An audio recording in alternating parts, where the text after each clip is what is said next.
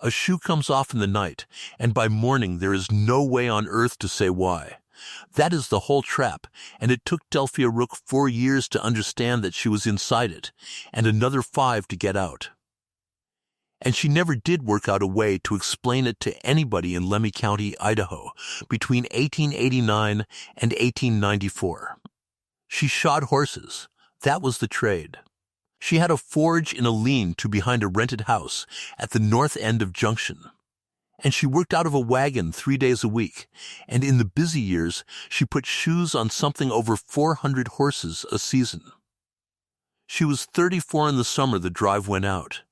The complaint against her was 4 words long, and it went round that county for the better part of 5 years.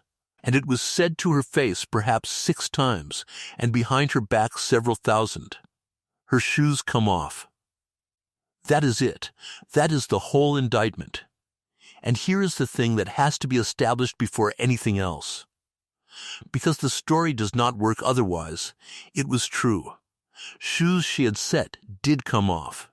Not often, not more often than anybody else's. But they came off. Because shoes come off. And every farrier who ever lived has had shoes come off.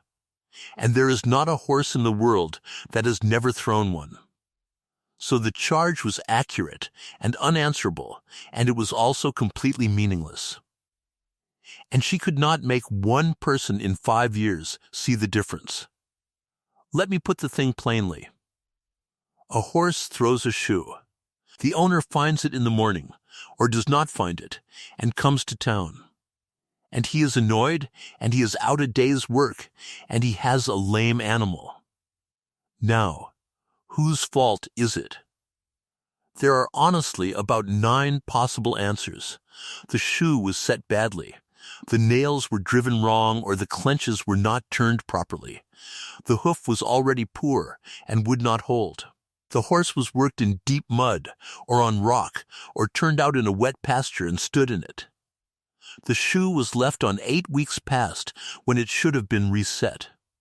The horse interfered and struck its own foot. The horse was ridden by somebody who does not know what a stumble means. Or it was simply time. A shoe is a consumable. It is nailed to a growing thing, and it is temporary by design. Every single one of those produces the identical result, which is a shoe lying in the grass and a man standing over it. And there is no test. You cannot look at a thrown shoe and read what happened. The nail holes are torn either way. The clenches are gone either way. The hoof is broken at the wall either way. A farrier looking at a thrown shoe can tell you a few things, sometimes, but nothing that would stand up against a man who is certain. So the owner reasons the way any human being reasons. He knows what he did with the horse, and he did nothing wrong. He knows the ground, and the ground was fine. The only variable he did not control is the person who nailed it on. That is not stupidity. That is exactly how a reasonable person allocates blame with the information available. And every one of those men would have made the same call about a man farrier, and about half the time they would have been right. Delphia Rook lost about 1/5 of her trade to it in the first 4 years. Not all at once. The way it works is worse than that. A man loses a shoe. He does not accuse her. He simply goes to Ansel Krebs the next time, because Krebs is right there and it is easier than having a conversation. And then he goes to Krebs the time after, and by the 2nd year he has a farrier and it is not her. She never got to answer any of it, because none of it was ever said. Now here is where it turns into the thing this story is actually about. And it is not about horseshoes. There was a way to prove it. She could have proved it in about 4 months, at any point between 1890 and 1893, and she knew exactly how. And she never did it. Here is what she would have had to do. The reason shoes came off in Lemhi County at the rate they did is that a great many of them were being set by a man who was doing one specific thing wrong. And she knew what it was by the spring of 1890, and she could have named him, and naming him is the only thing that would have worked. Ansel Krebs drove his nails too fine. That is the whole technical fault, and it takes a minute to explain. When you nail a shoe on, you drive the nail up through the wall of the hoof, which is insensitive, like a fingernail. And it must come out through the outside of the wall an inch or so up, and then you turn the tip over and clench it. Too coarse, and you go into the sensitive tissue, and you have quicked the horse, and it will be lame within a day, and everybody knows about it inside an hour. Too fine, and the nail runs out through the wall too low and too soon, and it holds nothing much, and it looks perfectly correct, and the horse walks away sound, and then 11 days later it lets go. Nobody connects those two things.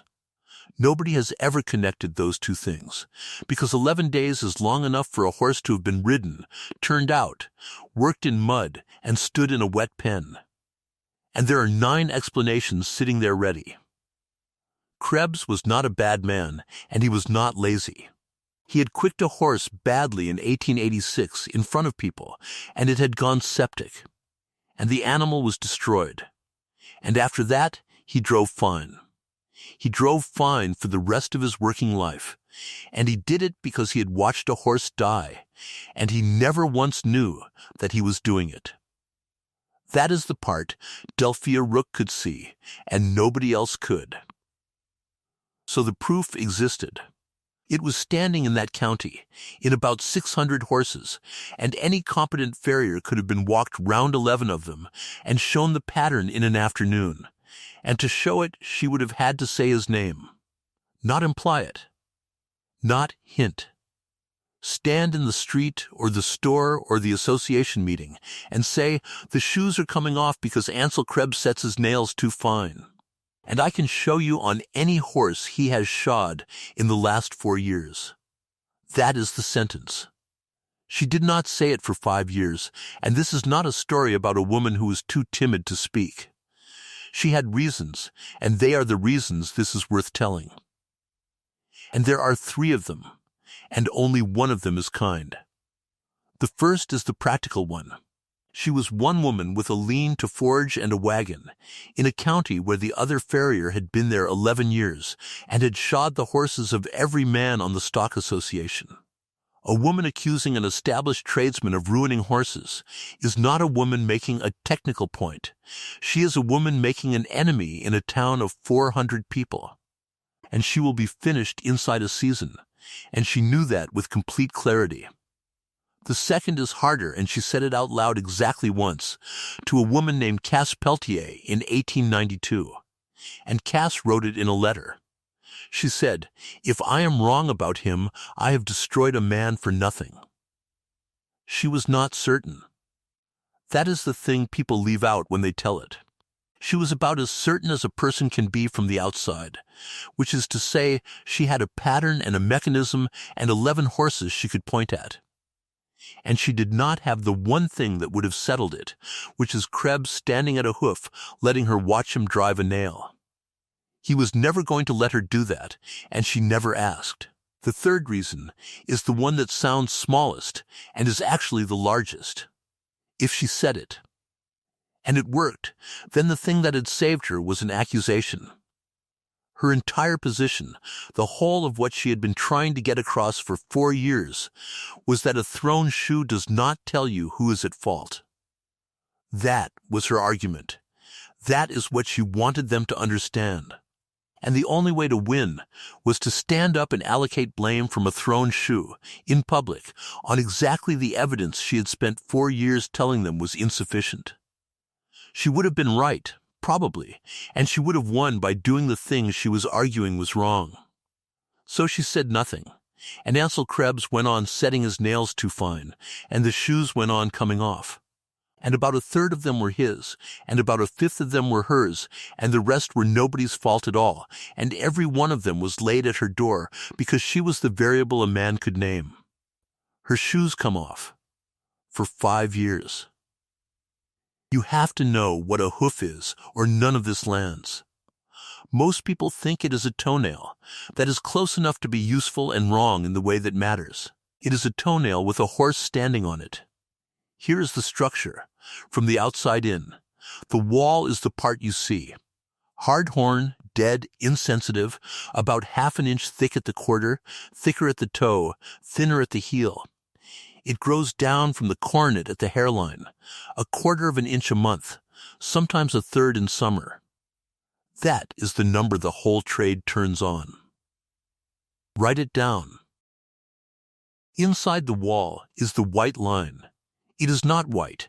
It is a pale yellowish seam, maybe an eighth of an inch across, and it is the join between the dead wall and the living foot. Cross it with a nail, and you are in blood. Inside that is the soul, and the frog, and above them the coffin bone and the laminae, which are thousands of interlocking leaves of tissue holding the bone to the wall. A horse does not stand on its bones. It hangs from them, inside the hoof on those leaves. That is worth a second. The whole weight of the animal, at speed on one foot, is carried by tissue in tension. Now where do you put the nail? You have half an inch of wall.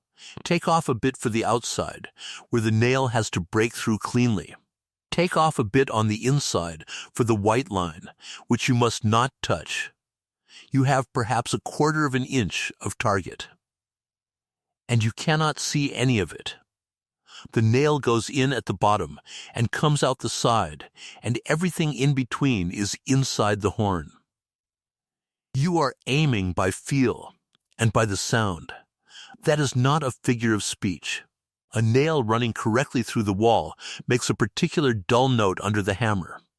A nail that is heading inward goes quiet and soft. Every farrier alive knows that sound, and none of them can describe it. Delphia Rook learned it in about 9 months, and said later it was the only part of the trade the book could not give her. Now the second thing, which is the part almost nobody outside the trade knows. The shoe is not what holds the horse up. The wall does. The shoe protects the wall from wearing away faster than it grows. And that is all it does. Which means a shoe is a compromise from the first minute. You have nailed a rigid iron ring onto a thing that is growing and flexing and changing shape under load. The hoof expands when the horse puts weight on it. Genuinely expands at the heels a fraction of an inch every stride. The shoe does not. So the back of the foot is fighting the shoe all day long, every day, for 6 weeks. That is why you do not nail behind the widest part of the foot. Ever. The book says it 4 times. Nail the heels, and you clamp a thing that has to move. And it will do damage you will not see for a year. Krebs never nailed behind the quarter. Neither did she. That one everybody knew. Now the growth, and why time is the enemy. Set a shoe today. Perfect. Level. Balanced, nails right. 5 weeks later, the wall has grown down about 3/8 of an inch. The shoe has gone down with it. The heels of the shoe are now sitting forward of where the heels of the foot are, because the foot has grown down and forward. The toe is long. The break-over has moved. The horse is now landing differently, loading differently, and levering on the nails at the toe every stride. At 6 weeks it wants resetting. At 8 it is overdue. At 10 it is doing harm. Half the thrown shoes in that county came off horses that were 4 weeks past a reset. And that is not the farrier and it is not the owner. It is $1. A reset costs 75 cents. Men put it off. So the system produces thrown shoes at a steady background rate for no fault at all. And every one of them lands on somebody. There is one more thing, and it is the one that made the drive turn out the way it did. The heel. When you trim a foot, you take down the wall to a level and you decide, in doing it, how much heel to leave. Leave the heels high, and the foot stands up, and the breakover is back where it belongs, and the toe is not levering. take them low, and the foot is flatter, and the horse walks away fine, and the job is quicker. Quicker matters. A farrier is paid by the horse. Krebs took them low. He had always taken them low. It was not a fault he had acquired from a dead mare. It was just how he worked. And on the ground around Junction it did not matter at all. She left them high because page 111 told her to, and told her why. Neither of them ever mentioned it to the other. It was not a fault, it was a preference. And on 90 miles of basalt with an edge on it, a preference is a result. She learned it out of a book. That is the second thing they held against her, and it was said more often than the first. There was no master, no apprenticeship, no man in the trade who could stand up and say she had served under him and come out sound. She had a book. It was called The Practical Farrier, printed in Philadelphia in 1871. And she bought it second-hand in Boise in 1885 for $1.10. It has 400 pages and 11 plates. She had it her whole life. It is in the Lemhi County rooms now, and the binding is gone, and the margins are full. And she had a dead man's tools. Her uncle by marriage, Bernard Rook, shod horses at Salmon until he died in the January of 1886. There was nobody to take the tools. Her aunt gave them to her because she asked, and because a widow with a box of hammers has a box of hammers. 12 tools, a rounding hammer, 2 rasps, a pair of nippers, hoof knives, a clench cutter, a pritchel, and a buttress that was older than he was. She was 30 when she started. Now think about what that is worth in a stock county in 1886. Nothing. It is worth nothing at all. A trade in that world is not a body of knowledge. It is a chain of people. You learned from a man who learned from a man. And when somebody asks who taught you, the name is the credential, and the name is the whole credential. She had a book and a dead uncle. Nobody in Lemhi County had ever heard of the author. Because there was nothing to hear. He was a veterinary surgeon in Pennsylvania who had died in 1878. So when a man asked her who she trained under, and they did ask, every one of them, the honest answer was a printed book by a man nobody knew. She gave the honest answer every time. For 9 years. You can see why they did not take to her. Here is what nobody in that county understood about the book.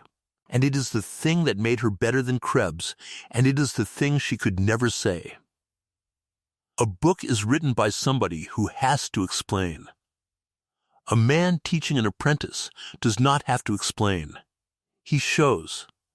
The apprentice watches and copies and gets cuffed when it is wrong, and after 4 years he can shoe a horse, and he cannot tell you why he does any of it. Because he never needed a reason. He needed a hand. That is not a criticism. It is a very good way to learn a trade, and it has built most of the world. But it passes on the errors with the same fidelity as the skill. And nobody in the chain can see them, because seeing them would require a reason, and there are no reasons in the chain. There is only how it is done. The book has to say why. Every page of that thing says why. Why the nail goes where it goes. Why the wall is thicker at the toe. Why a hoof grows a 1/4 inch a month, and what that does to a shoe set 8 weeks ago. What the white line is, and why crossing it is the whole art. She read all 400 pages 11 times in the first year. And because she had reasons instead of habits, she could look at somebody else's work and see a fault. Krebs could not. That is not because Krebs was stupid, and I will keep saying that, because the story is worthless if he is a fool. Krebs had a hand. A very good hand. He could set a shoe in 11 minutes that would have taken her 20 in 1887. He simply had no way to examine what he did. Because nobody had ever given him a why to examine it against. She had nothing but whys. And no hand at all. For about 2 years. That is the trade she was in, slow and correct, against fast and habitual. And the market cannot see the difference because both of them produce a shod horse walking out of the yard. Now, the actual work, because it matters later. A shoe is nailed to a hoof. The hoof is a growing thing. It comes down out of the coronet at the top at about 1/4 inch a month, so the whole wall is replaced in something under a year. Which means a shoe is nailed to something that is moving. Set it today, and in 5 weeks the hoof has grown down, and the shoe has traveled with it, and the whole geometry has changed. The heels are past their support. The toe is long. The breakover has moved forward. The horse is now working against its own foot. At 8 weeks it is bad. At 10 it is a problem. Half the shoes that come off in any county come off because they were left on too long.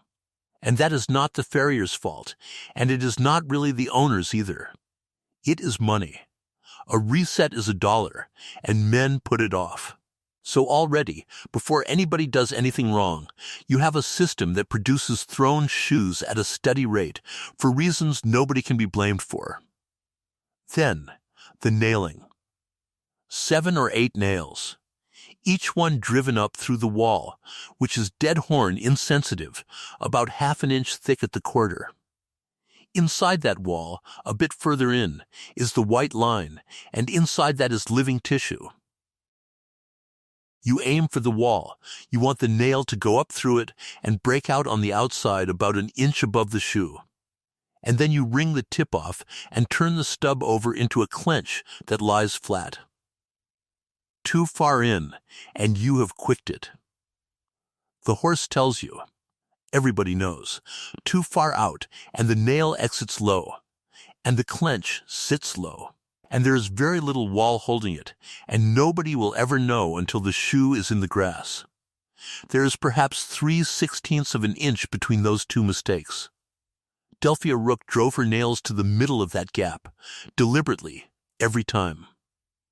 Because a book had told her where the gap was and why. Ansel Krebs drove to the outside of it, every time, for 11 years. Because in 1886 he had watched a horse die. Neither of them was doing anything visible. She noticed it in April of 1890, and she noticed it by accident. A man named Alva Pettit brought in a gelding with a shoe half off, hanging by 2 nails at the toe, and asked her to put it right. She pulled the shoe. She looked at the clenches. They were all low. Every one of them. Both sides, sitting maybe 1/2 inch above the shoe instead of 1 inch, in a neat, consistent line. That is not a mistake. A mistake is 1 nail. That was a habit. She said nothing to Pettit.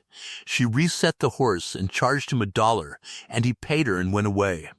And she stood in the lean-to afterward for some time. Then she started looking. Over the next 14 months, she looked at the clenches on every shod horse she could get near, without asking anybody, and without writing anything down where it could be found. And by the summer of 1891, she had a number. 11 horses she was sure of, another 20 she thought so.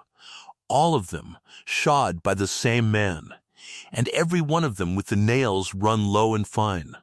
And not one single thing she could do about it. The first 2 years are worth a look, because she was bad at it. That gets left out. The story wants her to arrive competent. She did not. She was 30 years old with a book and 12 tools, and she had never shod anything in her life. She practiced on dead feet. That is how it was done, and it is not as grim as it sounds. A slaughterhouse or a knacker will give you feet, and a foot on a bench is a foot. And you can trim it and nail to it, and pull the nails, and do it again. She did 400 of them in the first winter. 400. In a lean-to, in the cold, alone, with a book propped open, nailing shoes to feet off dead horses. By the spring of 1887, she could set a shoe on a bench correctly and reliably. Then she shod her first live horse, and it was a disaster. Not dangerous. Just bad. It took her 2 hours and 10 minutes, and she was shaking by the end, and the horse was thoroughly sick of her. Because a foot on a bench does not lean on you. That is the whole difference. A live horse puts 400 pounds through the leg you are holding, and shifts it, and leans, and picks the moment. And the animal is reading you the entire time. None of that is in a book. It cannot be. Her first year she shod 94 horses, and she had, by her own count, 11 that she considered badly done. 11 out of 94. 12%. She wrote them down. That is the first entry in the counting habit, and it started in 1887, 3 years before she had any reason to be counting anything. She went back to 4 of those 11 and redid them at her own cost and told the owners why. 2 of those 4 never used her again, which she found instructive and said so. There is a thing here about the difference between the 2 of them, and it is not flattering to her. Ansel Krebs, at 30, had already been shoeing for 8 years under a man in Montana who had cuffed him for every error until the errors stopped. He had never in his life shod a horse badly enough to notice, because the badness had been beaten out at somebody else's expense during an apprenticeship. She learned in public, on customers' horses, at $1 a time, and the first 2 years of it were paid for by people who did not know they were paying. That is the honest account of it, and she gave that account herself. She wrote, in the 9 pages, I was not good in 87, and there are men in this valley whose horses were the price of it. Which means the very earliest complaints against her, in 1887 and 1888, were probably right. That has to be said. It changes the shape of the whole thing. By the time the complaint became general, around 1890, it was wrong. But it did not start wrong.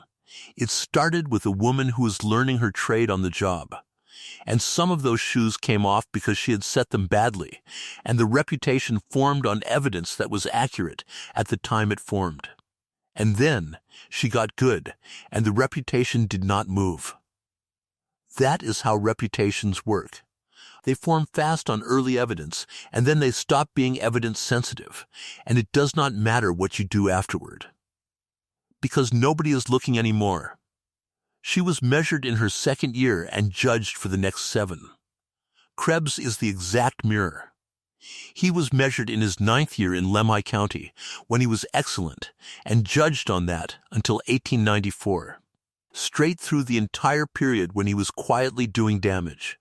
Neither reputation had anything to do with the work being done at the time it was held. Both of them were being priced on a snapshot taken years earlier by people who had long since stopped looking. Watch her shoe one horse all the way through.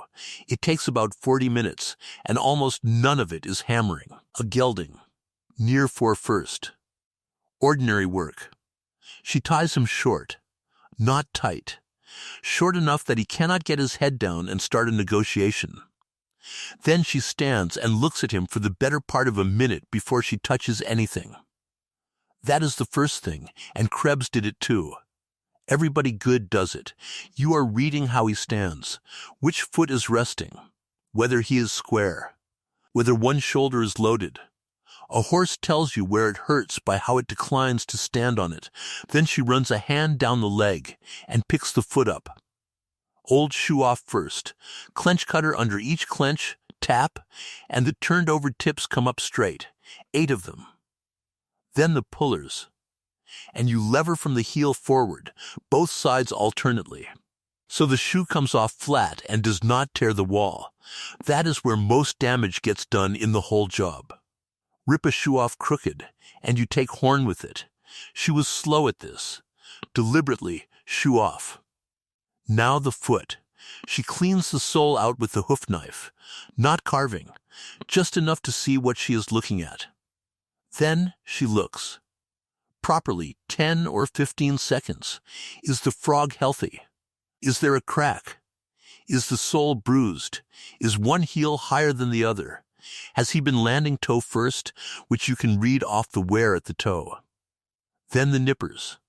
You take the wall down around the outside, not the sole, never the sole. The sole is not load-bearing, and cutting it is how you make a footsore horse. Around, in bites, following the shape. Then the rasp, flat and level, and this is where the whole job is decided. Level means level to the leg above it, not level to the ground and not level to the eye. She checks it 3 times, puts the foot down, walks round, picks it up, sights across it. And she leaves the heels alone. That is the whole difference between her and the man across town, and neither of them ever knew it was a difference. Krebs rasped the heels down to bring the foot flat quicker. It is faster, and it looks tidier, and the horse walks off perfectly well. She left them and brought the toe back instead, which takes longer and looks less neat, and puts the foot under the leg where the book said it belongs. Now the shoe. She is not making one. Keg shoes, bought in, and she is shaping it, heated in the forge until it is red. Not yellow. Yellow is soft and you lose the edge. On the horn of the anvil. And you turn it to the foot, checking against the trimmed hoof, hot, 4 or 5 times. The shoe fits the foot. The foot never fits the shoe. That sentence is in the book twice, and it is the whole ethic of the trade. Then the nailing, and it goes fast because everything before it was slow. Toenails first, 1 each side. Drive, and listen. The note is dull and solid. The nail is in wall. Wring the point off with the claw.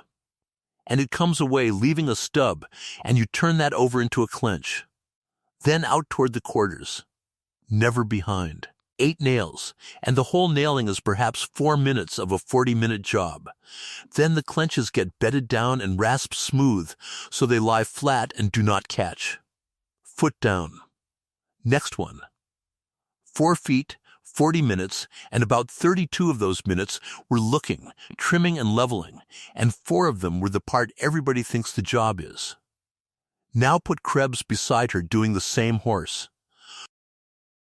He does it in 28 minutes, and it is not because he is careless.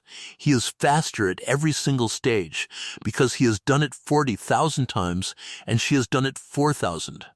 His hands go where they need to, without a decision. He reads the foot in 6 seconds, where she takes 15. He takes the heels down, because it saves him 3 minutes across 4 feet, and it has never once caused a problem he has been able to observe. Both horses walk out sound. Both owners paid $1. One of them will be fine on any ground in Idaho. The other will be fine on every ground in Idaho except one. And there are 90 miles of that one, between Junction and Mountain Home. And neither of these 2 people has any idea that is the case. The money went first. It always does. In 1889, she shod 440 horses. In 1890, it was 390. In 1891, 312. By 1892, it was 261. That is 1/5 of her trade gone in 3 years, and none of it went in a way she could see happening. Nobody fired her. That is the part. There was no morning when a man came and said he was taking his horses elsewhere. There was only a slow subtraction. And the subtraction is invisible, because an absence does not knock. Alva Pettit was the first of the big ones. He ran 80 head, and he had used her since 1887, and he was decent to her the whole time. In the autumn of 1890, he stopped coming. She saw him at the store in November, and he was perfectly friendly. He never said a word about a shoe. He did not have a complaint. He had simply lost 2 in a month, off 2 different animals. And the next time he was in town on a Tuesday, Krebs was in the yard, and she was out on the wagon. That was all it took. The second time, it was the same. By the 3rd time, he had a farrier, and it was not her. And it had never once been a decision. That is how it goes, and it is worth sitting with. Because there is no villain in it anywhere. Then there was Hollis Fentress, who was different. Fentress said it. He was one of the 6 who said it to her face, and he said it in the yard in front of 2 other men in the spring of 1891. And what he said was, "Her shoes come off." 3 of them heard it. It went round. Fentress was not being cruel. He had lost a shoe on a good mare on a Sunday, 11 miles out, and had walked her home. And he was tired and angry, and he said the true thing that was in his head. She was standing at the anvil when he said it, and she did not answer. There is no record of her answering that charge once in 5 years to anybody. Not one denial. Not one explanation. Nothing, which people took reasonably as agreement. Now the arithmetic of it, because this is a business. A shoeing was $1. A reset was 75 cents. 440 horses in a good year is not $440, because most of them come round 4 or 5 times, so the real number in 1889 was something over 1,100. Coal was $11 a ton, and she used 4. Iron, nails, rasps, the rent on the house was $6 a month. She cleared perhaps $440 in 1889 and about $210 in 1892. $210 in a year is not poverty. It is thin. It is 1 horse and no help and nothing put by. And it is a life in which a broken rasp is a decision. She did not raise her prices, and she did not lower them. She was asked twice by 2 different men why she did not just charge less than Krebs and take the trade back that way. Both times she said no, and she gave the same answer both times, and it is the only piece of business philosophy anybody ever got out of her. She said, "Then I would be the cheap one." She meant something specific by it. She meant that a farrier who competes on price has agreed that the work is the same, and the only difference is the money. And she was not prepared to agree to that, because it was not true, and because agreeing to it would have been the end of the only argument she had. She would rather do 261 horses correctly at $1 than 400 at 80 cents. That is either admirable or foolish, depending entirely on how the story ends. And she did not know how it was going to end, and neither did anybody else. Then there were the ones who stayed. 19 outfits used her the whole way through, from 1887 to 1894, without a break. They are worth naming as a group because there is a pattern in them, and she noticed it, and it told her something she found genuinely unpleasant. They were the ones with the worst ground, the men who ran horses on the lava, or up in the rock or over the passes. The freighters, the 2 outfits that packed into the mines, the ones whose horses were on stone. Because on good ground, a bad shoeing lasts. It lasts long enough. On soft footing, a low clench will hold for 6 weeks, and the horse will be reset before it matters, and nobody will ever know anything was wrong.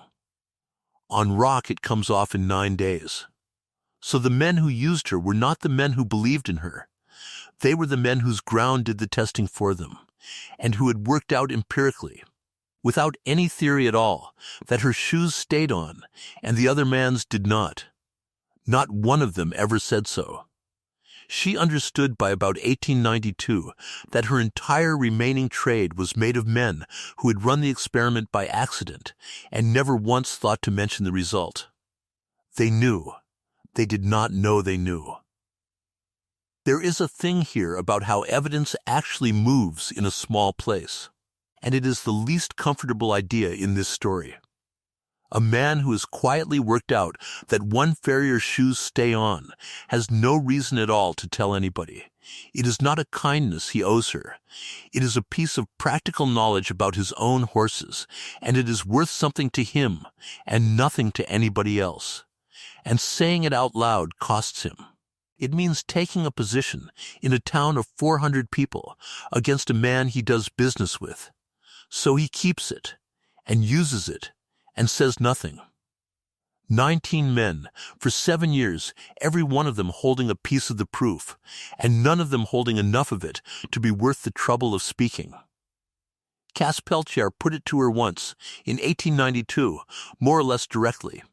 She asked why she did not simply get 4 of those men to say what they knew. And Delphia Rook said the thing that Cass wrote down. She said, "They do not know it. They know their horses are all right. The 19 who stayed deserve names, or 4 of them do. They are the strangest group in this story because not one of them ever knew they were the evidence." The first is Ephraim Doss. That name should stop you. Doss is the man whose bay mare Ansel Krebs quicked in 1886, the horse that started everything. He moved his work to Delphia Rook in 1888 and stayed with her until she retired. He never said why, and nobody ever asked him. The obvious reading is that he could not look at Krebs afterward. And that is probably it. But it means the man whose horse caused the fault was the first man to leave the man who developed it, 2 years before the fault existed, in any form anybody could observe. He was not being perceptive. He just could not stand in that yard. Sometimes the evidence gets sorted by grief. The second is a freighter named Marcus Quill.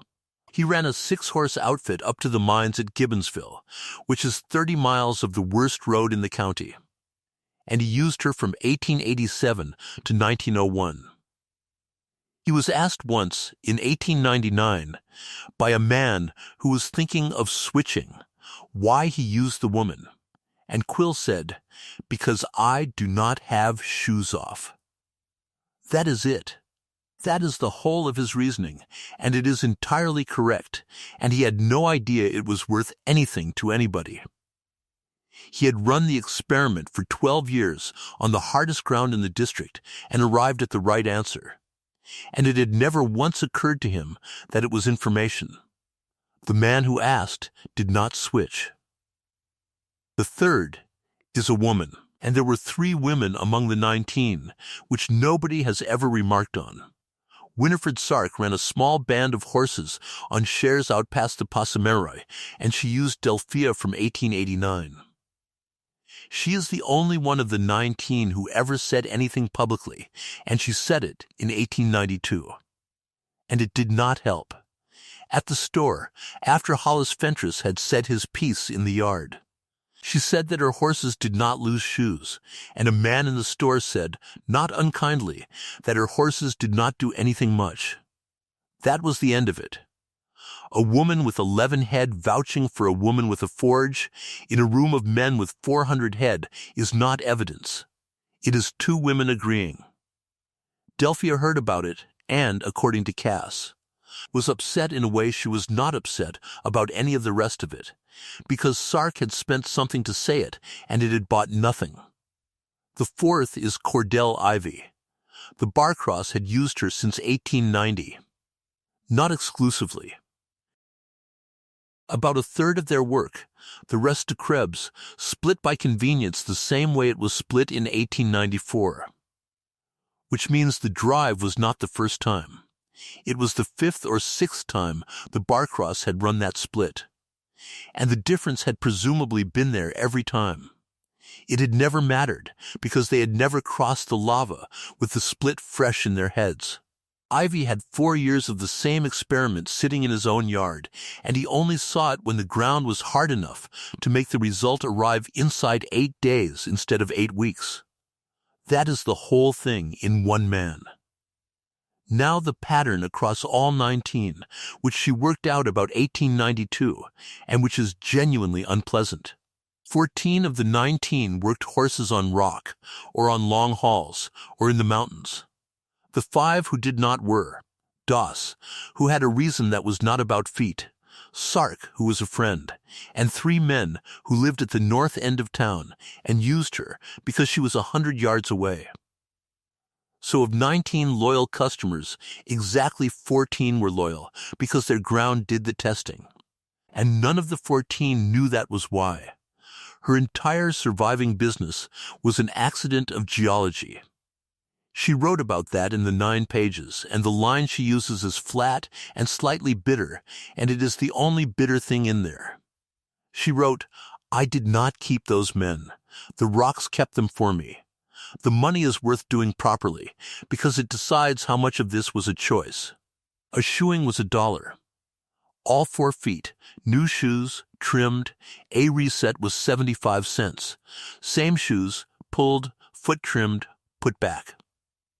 Those were the rates in Lemhi County from about 1885 to 1900, and they did not move. Krebs charged 95 cents, and she charged $1, and both of them knew it, and neither of them ever mentioned it. A working horse needs doing 6 or 7 times a year, so a customer with 4 horses is worth about $22 a year. And a big outfit with 40 is worth $220, and there were perhaps 1,100 working horses in that county. 2 farriers.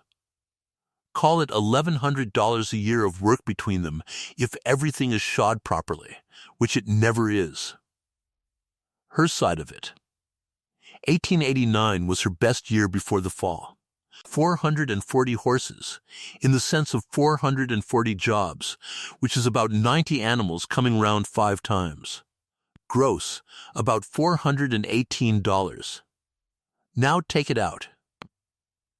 Coal, 4 tons at $11, is $44. Iron and keg shoes, about $60. Nails, $11. Rasps she went through at 4 a year, which is $9. And she was hard on rasps because she used them properly. Rent on the house, $6 a month, $72 a year. And the lien came with it. Horse feed for her own animal. And the wagon, and a set of tools replaced as they broke.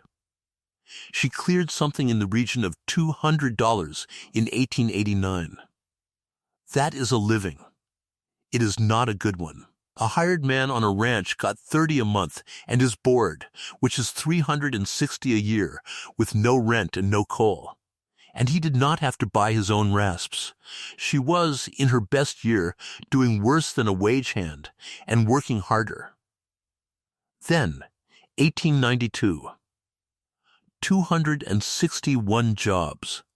Gross about 248. The costs do not fall in proportion, because the rent is the rent, and the coal is nearly the coal. She cleared about $85 that year. $85. For 12 months, 6 days a week, in a lean-to in Idaho. There is a receipt from the January of 1893 for a pair of boots resold, 40 cents. And a note in the margin of the book on the same page that says nothing else this month. That is what the 5 years cost in the plainest possible terms, and it is why the meeting in November of 1892 matters. She was 3 months from that boot receipt when Burl Hogue said, "Miss Rook, is there anything you want to say?" She was not being noble from a position of comfort. She was $85 a year, and she had a sentence in her mouth that would have fixed it, and she did not say it. Now the other side, because it is instructive.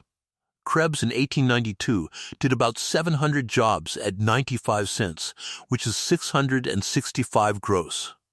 And he was quicker and used less coal per horse, and he cleared something over 300. By 1895, he was down to about 400 jobs. By the spring of 1896, when he sold, he was doing perhaps 250 and taking 2 days a week in salmon to make it up, which meant a 30-mile round trip twice a week at 51 years old. He sold the forge and the tools for $140. She bought 2 things out of that sale for $1.60, and her own numbers after the drive. 1894, 310 jobs. 1895, 410. 1897, 560, and she took the first apprentice because she could not do it alone. By 1901, she was running 2 men and doing better than 900 jobs a year and clearing something over $600. She bought the house in 1903 for $420, the one she had rented since 1886. There is one number left, and it is the one I would put on the stone if anybody had asked me. Between 1889 and 1894, the difference between what she earned and what she would have earned if the county had simply been right about her is, on the most careful estimate anybody can make from the books, about $640. $640 is what it cost to be right in Lemhi County for 5 years. And she could have had it back in about 90 seconds in a hall in November of 1892 by saying 4 words, and the 4 words were true. And she knew they were true, and she did not say them because she was not certain enough, and because the man they were about was sitting 4 rows back. Ansel Krebs has to be got right or none of this works. He was 51 in 1892. He had shod horses in Lemhi County since 1881 and in Montana before that. He was good. That is the first thing, and it is not a concession. It is the fact. He was fast, and he was strong, and he had a hand for a foot that she did not have and never got. He could look at a horse walking toward him and tell you what was wrong with the way it was going, in 3 strides, and be right. He trimmed better than she did. He knew more about a foot than the book did. He had one fault, and he could not see it, and neither could anybody else. The horse died in August of 1886. It was a bay mare belonging to a man named Ephraim Doss. And Krebs quicked her. That is the word. He drove a nail into the sensitive tissue on the near fore, and he knew it at the time. Because a horse tells you, and he pulled it and packed it and told Doss to watch it. It went septic anyway. She was 10 days dying, and it was not quick, and it was not quiet. And it happened in a pen behind Doss's barn, where a good many people saw it. And Krebs was there at the end, because Doss sent for him. He was 45 years old, and he had been shoeing for 19 years, and it was the first horse he had ever killed. After that, he drove fine. Not consciously. He would have denied it flatly, and he would not have been lying. Ask a man where he sets his nails, and he will tell you the correct answer. Because the correct answer is what he believes he does. What his hands did was drift outward, a 16th at a time, over about 4 years. Because every single time a nail went up that wall, some part of him was in that pen behind Doss's barn. He never quicked another horse. Not once, in 11 more years. That is a real achievement, and it is what he would have told you about himself.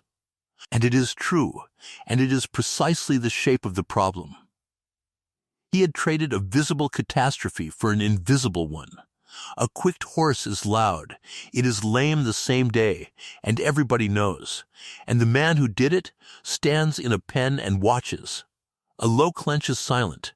The shoe comes off 11 days later, on somebody else's ground.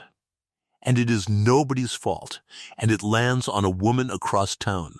He was not getting away with anything. He did not know. There is no evidence anywhere that Ansel Krebs ever had the slightest suspicion that he was doing it. And every piece of his behavior afterward suggests he did not. That is the thing Delphia Rook understood by 1891 and could not use. Because look at what she had. She had a pattern in 11 horses. She had a mechanism. She had a book with a diagram in it. And she had an explanation that required her to stand up and say, "The best farrier in this county has been quietly ruining horses for 4 years, because he watched one die, and it changed his hands without his knowledge."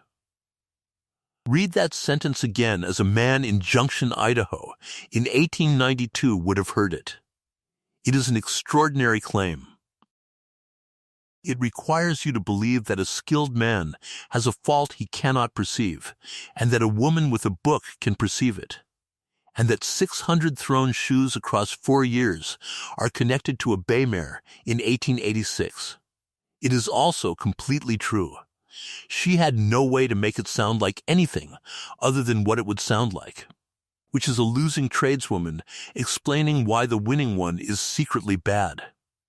There is one more thing about Krebs, and it is the thing that made it impossible. He was kind to her. Not warm.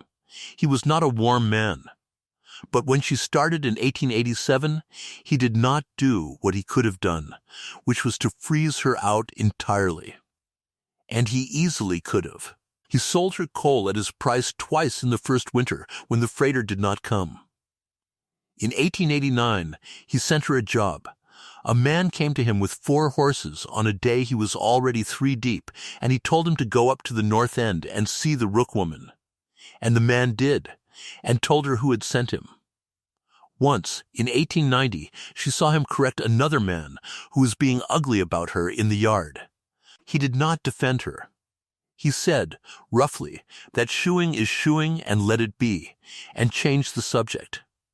That is the whole of it. 4 or 5 small decencies across 7 years from a man who had no reason to make any of them. And she was carrying the entire time the knowledge that he was the reason her trade was dying. That is the position, and I do not think there is a clean way out of it. And she did not find one. So we come to the meeting. The Lemhi Stock Association met on the 14th of November 1892 at the hall in Junction, and there were about 30 men there and 4 women. The horse question came up under general business. It came up because it had been a bad autumn for it. There had been an unusual number of thrown shoes that year, and 2 horses had gone lame from broken walls, and one of those was a good animal belonging to a man on the committee, and a man named Wick Sally stood up and said that somebody in that county was doing bad work, and it was time it was said out loud. He did not name anybody. He did not have to. Everybody in that hall knew what he meant, and there was a movement in the room. And about 11 men looked, not all at once but within a few seconds of each other, at the 4th row where Delphia Rook was sitting. She had paid the $2 membership every year since 1887. Nobody had ever worked out a way to tell her not to. The chairman was a man named Burrell Hogue, and he did the decent thing badly, which is what usually happens. He said into the room that if anybody had a specific complaint about specific work, they should bring it to the committee and not to a general meeting, which is correct procedure, and which also, said in that room at that moment, was an acknowledgement that there was a complaint, and that everybody knew whose it was. Then he said, "Miss Rook, is there anything you want to say?" She stood up. Now here's the moment.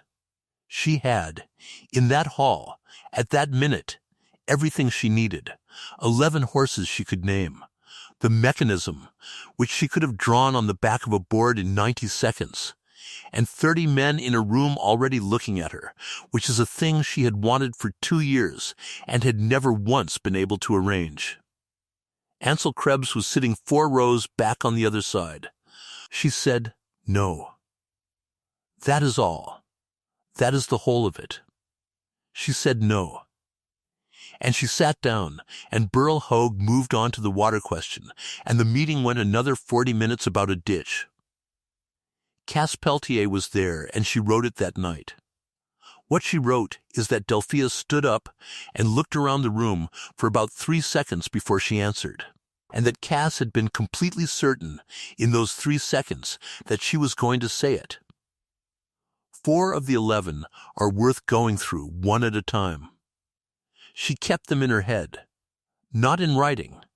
That was deliberate, and she said, "Why, once, a list is a thing somebody can find." But she gave 4 of them to Cass Peltier in 1892, in a kitchen, over about an hour. And Cass wrote them out. That page survives. The first is a gelding belonging to Alva Pettit, April of 1890, the one that started it. He came in with a near-for shoe hanging by 2 nails at the toe. Pettit had found it that morning in the pen. She pulled it. 8 nail holes, 8 clenches, all of them low, not one high, not one correct, not one that looked like a slip. A neat, consistent line, both sides, about half an inch above the shoe instead of an inch. She said nothing. She reset it. She charged $1. Cass asked her what she felt, and she said she felt sick. The second is a mare belonging to a man named Torrey, June of 1890. 2 months later. This one had not thrown anything. She was reshoeing it in the ordinary way, and she pulled the old shoes and looked at the clenches out of habit, which was a habit she had had for exactly 8 weeks. Same line, same height, both 4s. That is the moment it stopped being an accident. 1 horse is a bad day. 2 horses 8 weeks apart, same pattern, is a hand. She started looking at every foot she could reach after that. The third one is the one she found hardest, and it is not one of Krebs's. It is a horse of her own work. November of 1890. A gelding she had shod in September, and it had thrown a hind shoe on a Sunday, and the owner brought it in annoyed. She pulled the remaining 3 and looked. Her clenches, her line, correct height, correct spacing, and 1 nail on the off hind that had run a shade low. 1 nail. Out of 32. She looked at it for a long time, and then she told the man that it was her work, and she reset the horse for nothing. He was surprised. He had not asked for that. He had assumed, in the ordinary way, that it was ground or luck. She told him anyway. Cass asked her why, since nobody would ever have known. And she said the thing that is on the page in Cass's hand. She said, because I am going to be counting other people's, and I had better count my own. That is the entry that makes the other 10 mean anything. She was not building a case for herself. She was keeping a record with her own errors in it, at her own cost, at a time when nobody was checking, and nobody would have checked. Which is the only reason her 11 horses are worth a thing. The fourth is Wick-Sallee's Bay, August of 1891. Sallee is the man who would stand up at the association meeting 15 months later and say that somebody in that county was doing bad work. His bay threw a shoe on the Possumroy Road, and he had it tacked back on at a ranch and then brought it to her. Because Krebs was out. She pulled all 4.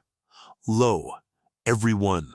She reset that horse correctly and charged him $1 and said nothing, and 15 months later he stood up in a hall and said that somebody in that county was doing bad work, and 11 men looked at her. Cass wrote a line under that one, and it is the only editorial remark on the page. She wrote, Did not think this was funny. Now, what the 11 actually prove, which is less than you want. They proved there was a pattern. 11 horses across 16 months, all shod by the same man, all with the nails run low in a consistent way. They do not prove the shoes came off because of it. That is the gap, and she never closed it, and she was clear about the gap. Because to close it you would need the other half.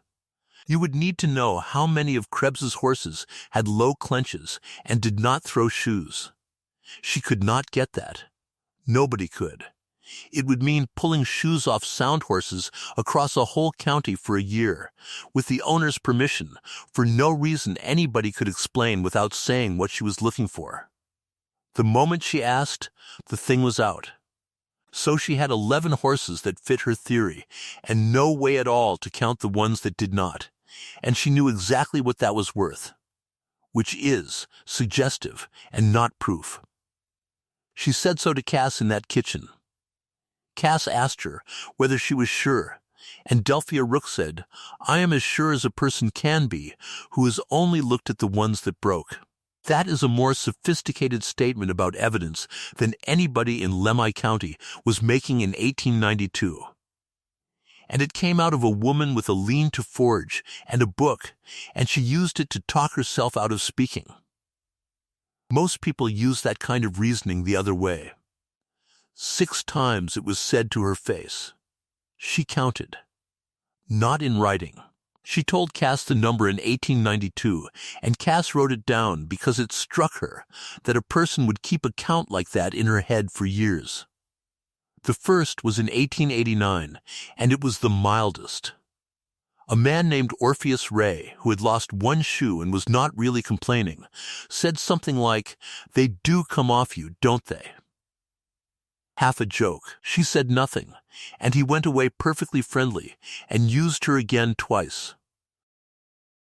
The second was in 1890, and it was a stranger, a freighter passing through, who had been told by somebody in the store that the woman at the north end was no good.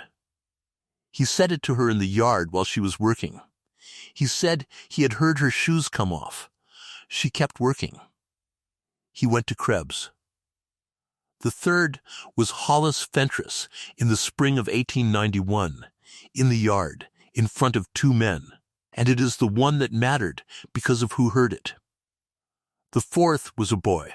That is how she described it. 16 or so, working for one of the North End outfits sent in with a horse. And he said it the way a boy repeats a thing he has heard adults say, without any weight behind it, as a piece of conversation. He said, "My boss says your shoes come off, but he says you're cheaper to wait for." She said that one was the worst of the 6, and she never fully explained why. I think it is because a thing has to be very well established before a boy repeats it as background. The fifth was in the store in 1892, a few weeks before the association meeting, and it was said past her, rather than to her, by a man who knew she was there. The sixth was after.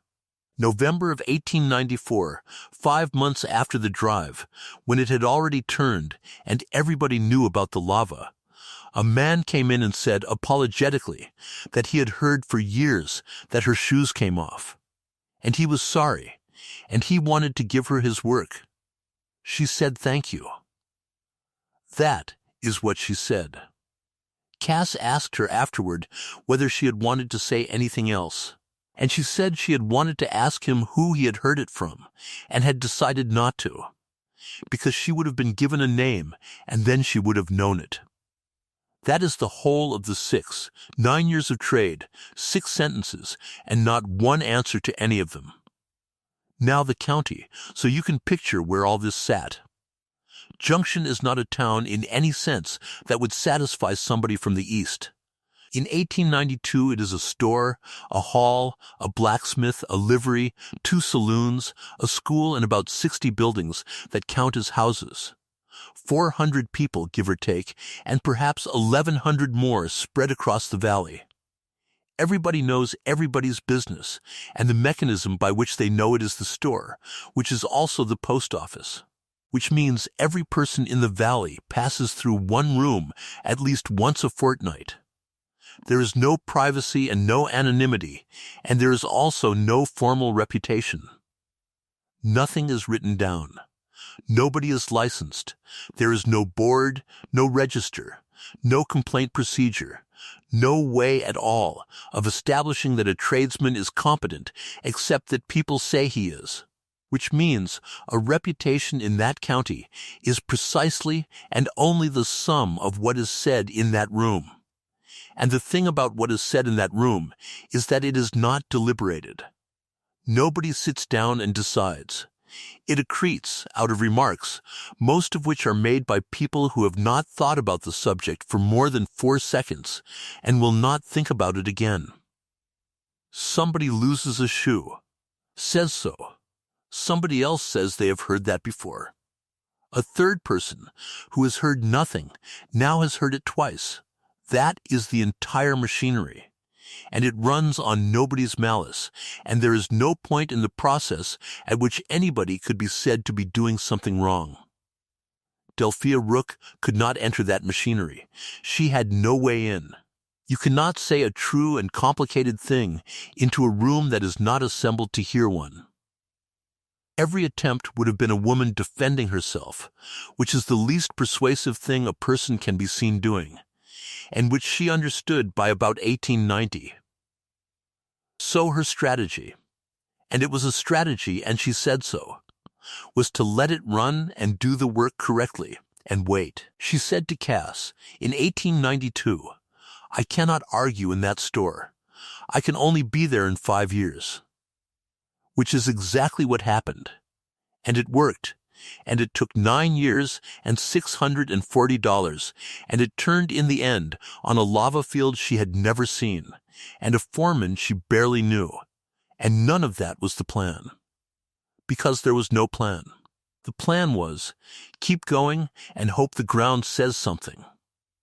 That is not a strategy anybody should recommend. It is what is left when there is no strategy available. And the only reason we are talking about her is that in her particular case, on that particular ground, it happened to come off.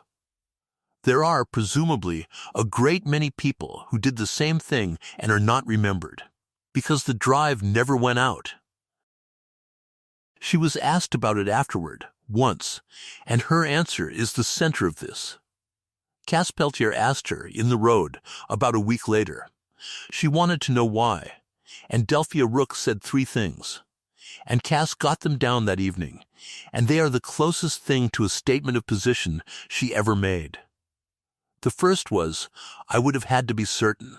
She was not. She has to be believed on this. Because she had every reason to talk herself into certainty, and did not. She had a pattern in 11 horses, and a mechanism she was confident of, and no proof at all that the two were connected in the way she thought. 11 horses out of 600 is 11 horses. Men lose shoes. Some of those 11 were probably nothing. She never claimed otherwise, not once in any account. The second was, I would have had to say it about a man. Not about a fault.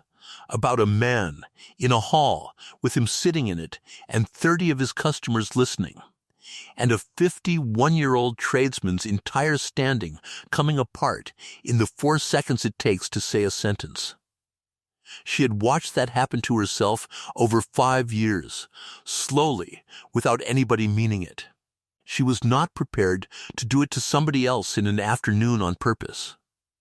And the third one is the one that is actually interesting, and it is the reason this is a story about evidence rather than a story about being nice.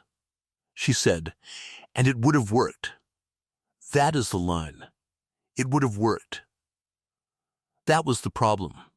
30 men in a hall, an accusation made with confidence, and a diagram and 11 named horses, against a man who had no idea what she was talking about and could not have defended himself because he did not know he was doing it. He would have had nothing to say. He would have stood there and said he drove his nails where he had always driven them, which was true, and which would have sounded exactly like a man caught. She would have won. That is what she meant. And what she would have proved in that hall, in front of everybody, is that a confident person with a story can allocate blame from a thrown shoe. Which is the precise opposite of the thing she had spent 5 years failing to make anybody understand. Her whole argument, the entire content of it was, you cannot tell from a thrown shoe. Stop reasoning backward from a shoe in the grass to the person who said it. It does not work. It has never worked. It is why I am being ruined. And the only weapon available to her was to reason backward from a shoe in the grass to the person who said it. She would have been right about the man and wrong about the method. And the method was the thing she cared about, and the county would have learned exactly the wrong lesson twice as hard. So she said no, and sat down and went on losing money for another 18 months. I want to be careful here, because it would be easy to make this heroic, and it is not quite that. It cost her about $600 on the best estimate anybody can make across those 18 months. It cost her the Fentress work and the Doss work and most of the town trade. And it did not save Ansel Krebs from anything, because what was coming for him was coming anyway and had nothing to do with her. She was not protecting him. She has never been described as protecting him, and she did not describe herself that way. She was protecting an idea that nobody else in that county held, that nobody had asked her to hold. and that she could not have articulated to more than about 2 people. That is a strange way to spend 18 months of your life and a fifth of your income, and it is the reason this is worth telling. Now, the second thing that happened that winter. And it is the one nobody expects. Ansel Krebs came to her forge in March of 1893. He came in the afternoon, alone, on foot, and he stood in the door of the lean-to and asked whether she would look at something. He had a shoe in his hand. He had pulled it that morning off a horse belonging to Wick Sally, the man who had stood up at the meeting. The clenches were low. He put it on the anvil, and he said, and this is in her own account written years later, "I have been looking at these for a month, and I do not like them, and I cannot tell you why." It was his own work. He had pulled his own shoe off a horse he had shod 9 weeks earlier, and he had brought it to the one person in the county who he knew was looking at feet differently than he was. She has written what she felt at that moment, and it is not what anybody would predict. She wrote that she was frightened. Because she had 2 choices, and both of them were bad. She could tell him. And then a 51-year-old man with a good hand would find out, standing in her lean-to, that he had been doing damage for 7 years, and that the damage had a cause, and that the cause was a mare in a pen in 1886. Or she could say she did not know. She told him. It took about 4 minutes. She got the book. She showed him the plate, and the white line, and where the nail should break out, and then she held his shoe up beside the diagram and let him look at it. He did not argue. He did not say anything at all for a while. Then he asked her one question, which was how long. And she said about 4 years, and she thought it had been getting worse. And he said the Das Mare. He got there himself, in the lean-to, in about 11 seconds, without her saying the word. Then he thanked her and picked up his shoe and went home. It would be easy to leave Lemhi County looking like a pack of fools, and it would not be honest. Here is the best case against her, put as well as it can be put. There are 6 points. 5 of them are unanswerable. 1. She had no training. Not thin training. None. No master, no apprenticeship, no man in the trade who had watched her work and passed her. A trade is a chain, and she was not on it. Every single thing anybody knew about her competence came from her own account of a book. That is not a credential. That is a claim. And a man deciding who shoes his horse is not being unreasonable when he prefers the person with a name behind him. 2. Her horses did throw shoes. They did, not more than anybody's. But she was not perfect, and she never said she was. And a man who lost a shoe off a horse she had shod was not imagining it. Every complaint against her was factually true. That is the whole misery of it. 3. She would not explain herself. 5 years. 6 direct accusations to her face. Not one answer. Put yourself opposite that. You have lost a shoe, you are out a day, you say so, and the woman says nothing at all. What do you conclude? You conclude she has nothing to say. That is the reasonable conclusion. It is nearly always the correct conclusion. Silence reads as agreement, and it does so for good reasons. Because most of the time it is. 4. She was more expensive in practice. Same nominal price. But she was slow. She trimmed slow, and she set slow, and a man waiting with 4 horses was there longer. Time is money to a stockman in the same way it is to a farrier. Krebs did 4 horses in the time she did 3, and if you cannot see a difference in the result, then the choice is not close. 5. There was no visible difference in the result. This is the real one. 2 horses walk out of 2 yards on the same afternoon, both shod, both sound. They look identical because they are identical, at that moment, in every way a person can observe. The difference between them is a probability distribution over the next 6 weeks. and no human being has ever been able to see one of those. 6. And this one does not deserve a serious answer, but has to be counted. She was a woman doing it. Nobody invented their doubt because of that. The 5 points above are real and would have applied to a man with a book and no master. What it did was set the speed. It made the doubt arrive faster, stay longer, and feel more like common sense while it was happening. And it meant that when a man wanted a reason not to think about it any further, one was always available. Now, she agreed with 5 of the 6. She said so in the 9 pages at the back of the book, written in 1911, 17 years after it stopped mattering. She wrote that she had spent a long time being angry at Lemhi County and had come out the other side of it, and that what she landed on was that they had behaved sensibly on the information they had. She wrote, "A man cannot buy what he cannot see, and I could not show him anything." That is the honest center of it, and it is bleaker than the version people prefer. Because look at what she actually had available.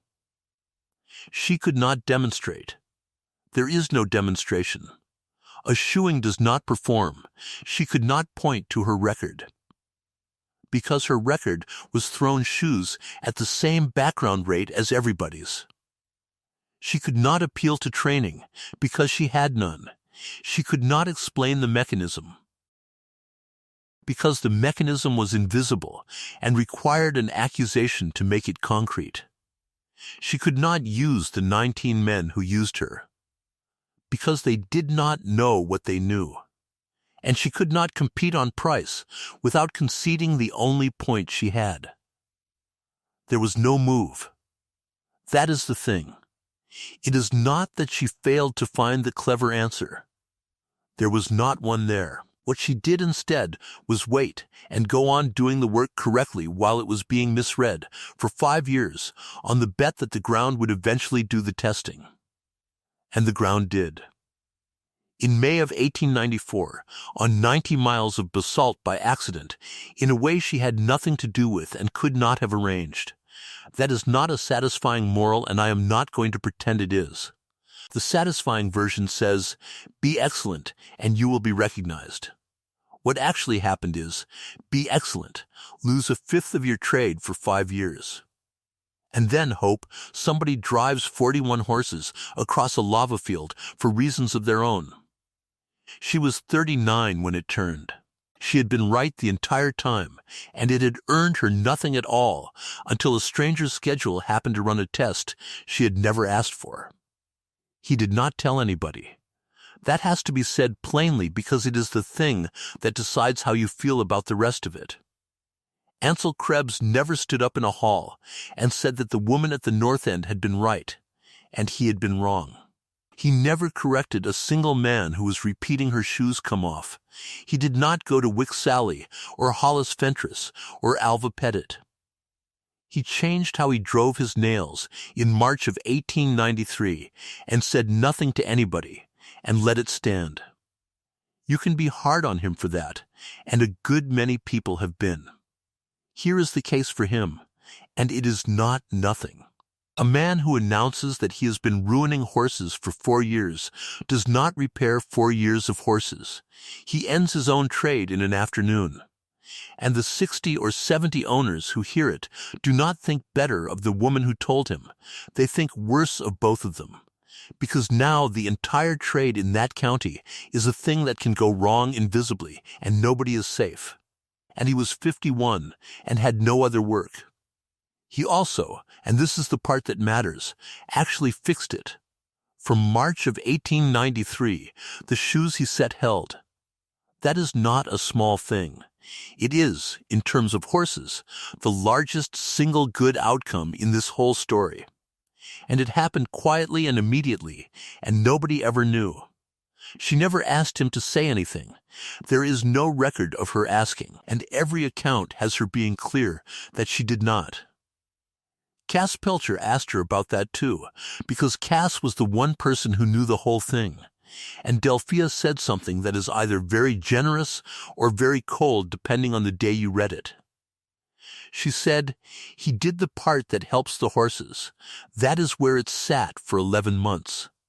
She was still the woman whose shoes come off. He was still the good farrier. Her trade was still going down, more slowly now, and his was still going up. And the underlying fact had reversed completely, and not one person in Lemhi County knew it." Which brings us to the drive. In the spring of 1894, the Barcross outfit contracted to deliver 41 saddle horses to a buyer at Mountain Home. That is about 200 miles. And the route, for the first 90 of it, runs across the lava.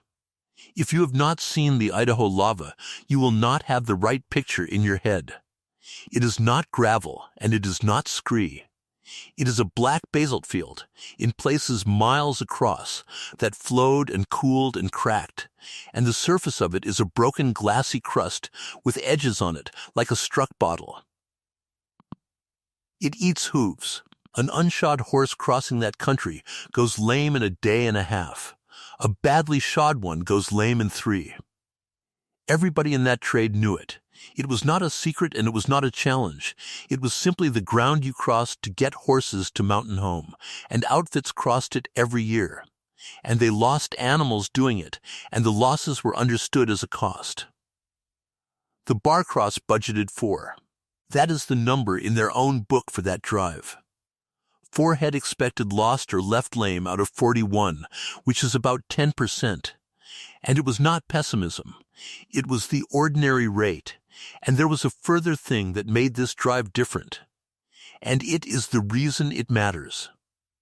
The buyer was paying on arrival per sound horse at Mountain Home, not on departure. Which means every animal that came up lame on the lava was a total loss to the Barcross. And the outfit was already thin, and the foreman was a man named Cordell Ivy, who had been up against it for 2 years. He came to Junction on the 2nd of May to have 41 horses shod. Now, there were 2 farriers in that county.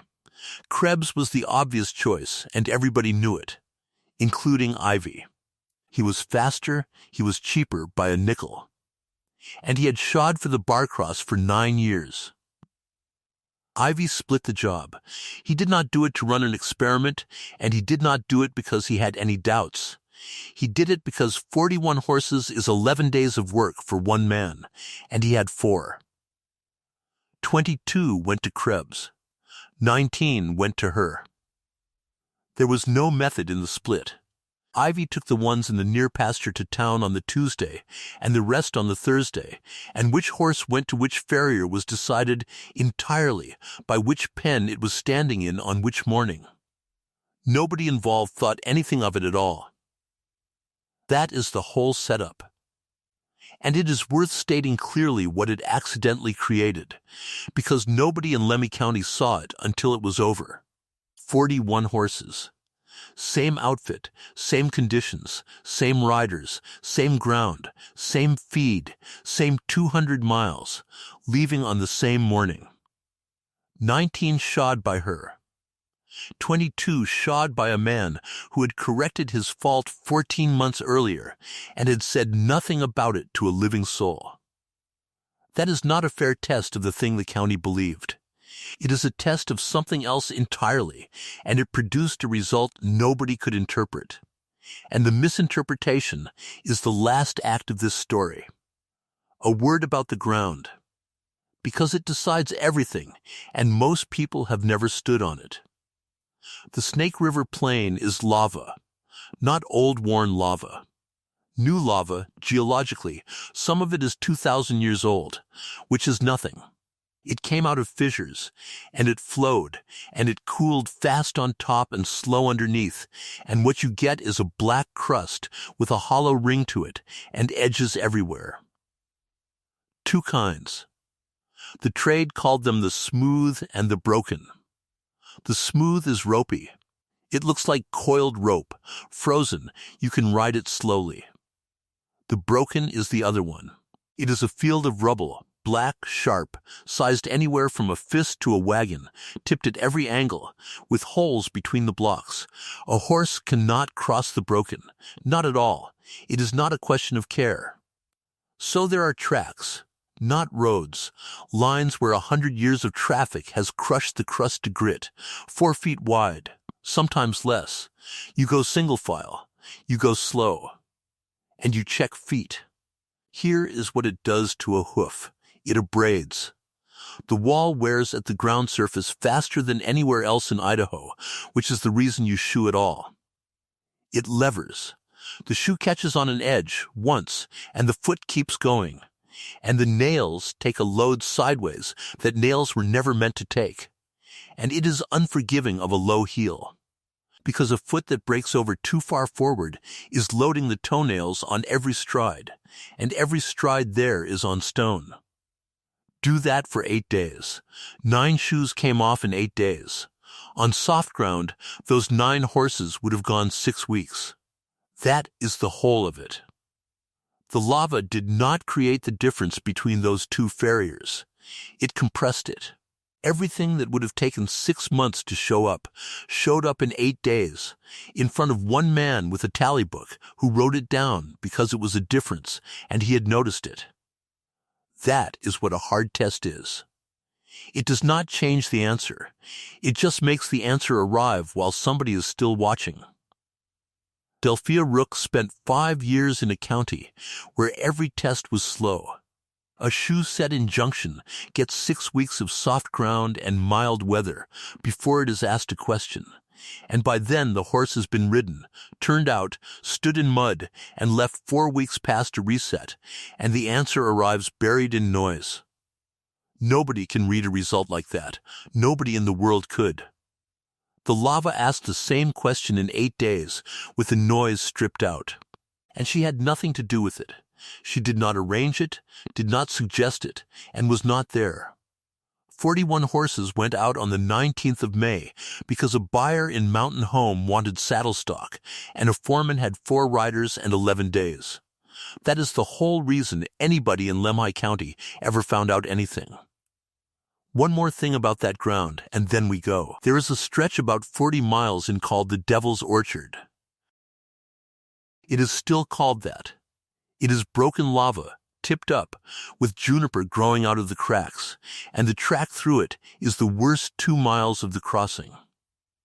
Ivy took the horses through it on day 6. Single file, 2 hours to do 2 miles. A rider walking at the head on foot, leading. That is the day he lifted 20 feet at the evening check and wrote down what he saw. He was not doing science. He had a string of horses on the worst ground in Idaho, and he had lost 5 shoes, and he wanted to know whether he was going to lose 10 more before carry. So he looked. That is all he did. And because he looked, and because he wrote it in a book, instead of just remembering it, there is a contemporary record of a difference that nobody in that county had been able to see in 9 years. 2 miles of broken rock and a man with a pencil. That is the entire evidentiary basis of Delphia Rook's vindication, and she never met him properly, and he did not know what he had found, and he said so. I do not know why. 4 words, in a letter to a buyer explaining a delivery. They are the most honest words anybody says in this whole story, and they were written by a man who had no idea he was saying anything at all. They left on the 19th of May. 4 riders, a cook wagon, 41 head, and Cordell Ivy. The first 4 days were ordinary, sage and bunchgrass, and a long grade, and they made about 18 miles a day, and nothing happened. Then, the lava. It starts abruptly. That is the thing everybody says about it. You come over a low rise, and the ground changes color, and then it changes texture, and then you are on it. And it goes for 90 miles. There is a track across it. It is not a road. It is a line where enough traffic has broken the crust down into something a horse can walk on. And it is perhaps 4 feet wide, and if a horse comes off it, the ground on either side is a field of black glass. They were 8 days on it. 8 days at 11 or 12 miles a day, which is slow, and slow is correct. Because the whole management of that crossing is about not asking the animals for anything. Ivy's rule was 3 hours. Then check feet. That is in his book, with a tally for every stop. 4 riders, 41 horses, every 3 hours, lifting feet. On the second day on the lava, a horse lost a shoe. It was one of the 22. Ivy wrote it down without comment, because losing a shoe on that ground on day 2 is completely unremarkable. They had spares and a rasp and a box of nails, because every outfit does. And one of the riders tacked it back on well enough to go on, and the horse finished the drive sound. That is not a farrier's failure. A shoe on lava takes a beating no shoe is designed for. On the 4th day, another one went, also from the 22. On the 5th day, 2 more. By the 6th day, Ivy had noticed. He wrote about it later, in a letter to the buyer explaining the delivery, and what he wrote is the only contemporary account of a man working it out in real time. He wrote that by the 6th day he had lost 5 shoes, and had begun, without meaning to look at which horses they were coming off, and they were all coming off the Tuesday horses. Krebs's 22. Not one of the 19 had lost anything. Now here is where you need to hold 2 things at once, because this is the part that gets told wrong. Krebs had fixed his nailing in March of 1893. These horses were shod in May of 1894, 14 months later, by a man who had been driving his nails correctly for over a year. So what was happening? Ivy did not know. Nobody on that drive knew. And the answer, which took 11 years to become clear, and which was worked out by somebody else entirely, is this. Krebs had corrected his nailing. He had not corrected his trimming. Those are 2 different skills, and the second one was where the rest of it lived. Because when you drive fine for 7 years, the horses you shoe develop a particular kind of wall damage at the nail line, low down, where the nails have been running out. And a hoof grows out from the top, so damage at the bottom takes the better part of a year to disappear. But these were not the same horses. That is the point. Barcross saddle stock turned over. The real answer is duller and worse. Krebs trimmed for speed. He always had. He took the foot down flat and fast, and he left the heels a little low, because low heels are quicker to get level, and the horse walks away fine. And on ordinary ground it does not matter.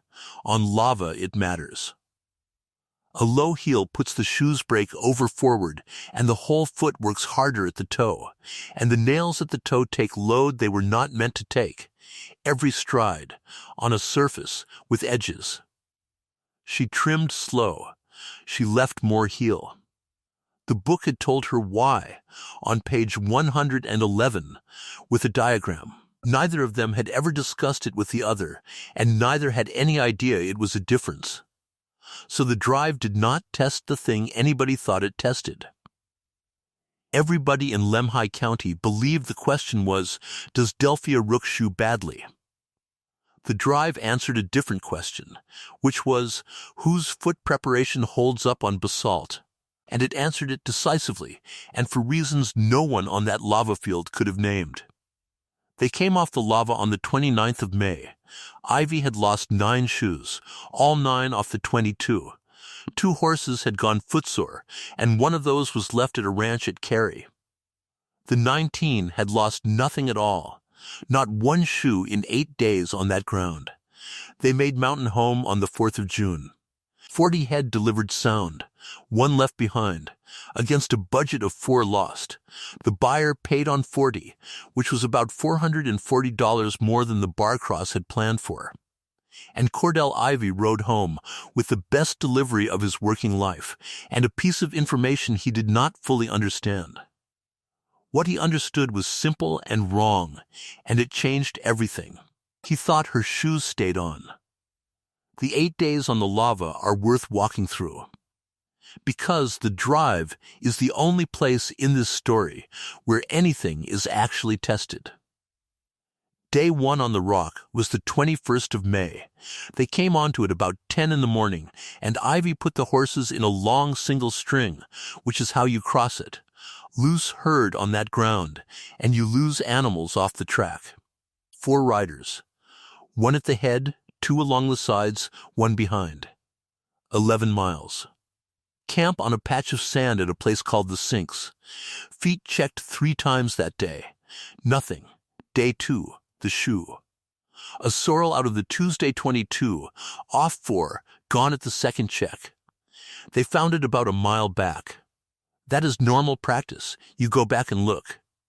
Because a shoe with the nails still in it is worth having, and because you want to see where it came off. The clenches had pulled through. Nobody thought anything of that. On lava, clenches pull. That is what the ground does. They tacked it back with 4 nails and a borrowed rasp and went on. Day 3, nothing, 12 miles. Day 4, 1 off. Same 22. Off hind this time, different horse. Day 5 is where it turned into something. 2 shoes in 1 day, both from the Tuesday horses, and one of them was the second shoe off the same sorrel that had lost one on day 2. That is when Ivy started paying attention. And he says so in the letter. A horse that loses 2 in 4 days is not bad luck. That is a foot that is not holding. And once he had noticed the sorrel, he started looking at which animals the losses were coming from. By the evening of day 5, he had 5 shoes off, and every one of them was a Tuesday horse. 19 animals shot at the north end had lost nothing. Day 6 he tested it, in a small way. And this is the part I like. He did not say anything to the riders. He went round at the evening check himself, and he lifted feet on 20 animals, 10 and 10, and looked at the clenches the way you would look at anything you had just started to wonder about. He was not a farrier. He had no idea what he was looking for. What he saw, and wrote down, is that the north end horses had the nails coming out higher up the wall. That is all. He did not know what it meant.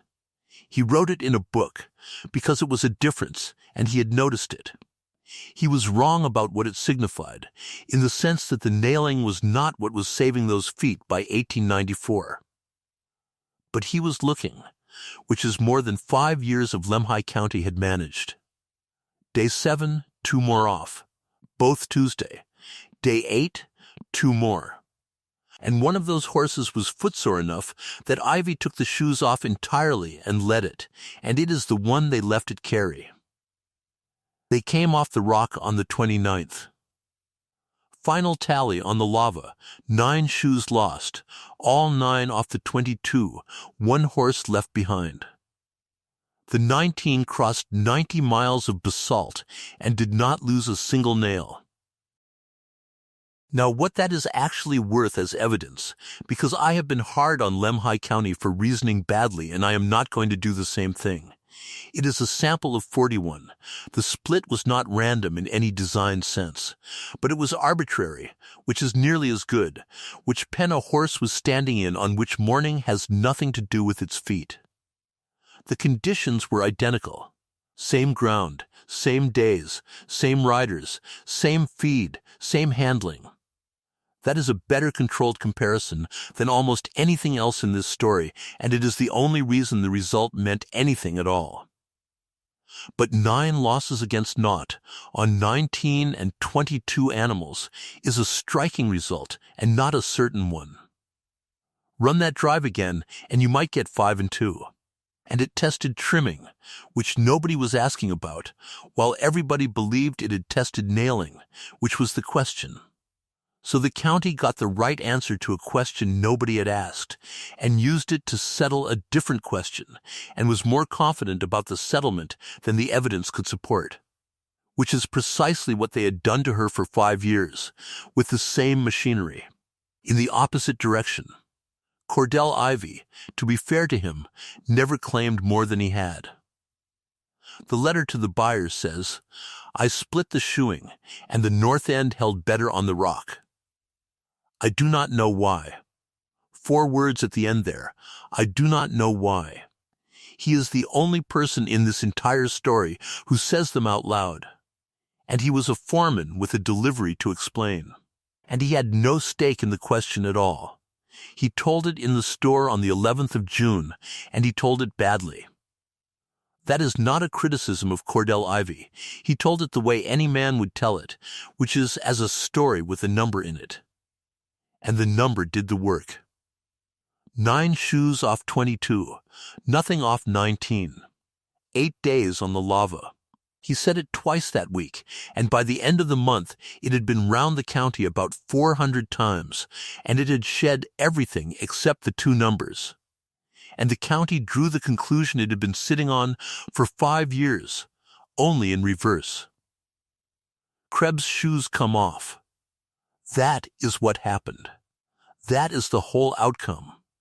The identical error, running the other direction, and the same people making it with the same confidence, and this time it was pointed at him. She had won, and she had won in exactly the way she had refused to win in that hall in 1892. And she had not done anything. Now what was actually true, laid out plainly. Krebs's nailing had been wrong from about 1888 to 1893. That was real, and it had cost that county a great many shoes, and it was the original cause of everything. He had fixed it entirely 14 months before the drive, in her lean-to in 4 minutes, after bringing her the evidence himself. His trimming was fast, and left the heels low, and that was a genuine difference between them, and it mattered enormously on lava, and hardly at all anywhere else. The 9 shoes on that drive were the trimming, not the nailing. And the county's new belief that Krebs did bad work was about half right, arrived at by an invalid method, from a test that did not control for anything, at a moment when he had already corrected the thing he had actually been doing wrong.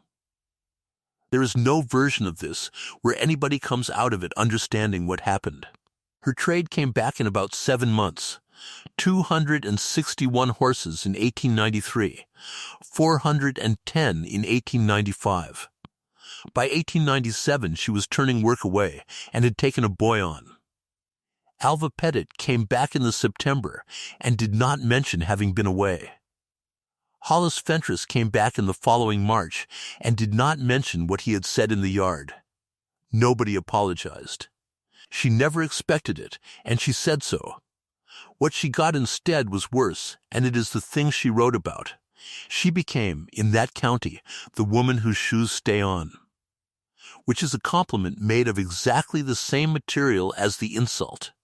It reasons backward from a shoe, or the absence of one, to the person who said it, on evidence that cannot support it. They had not learned anything. They had swapped the name.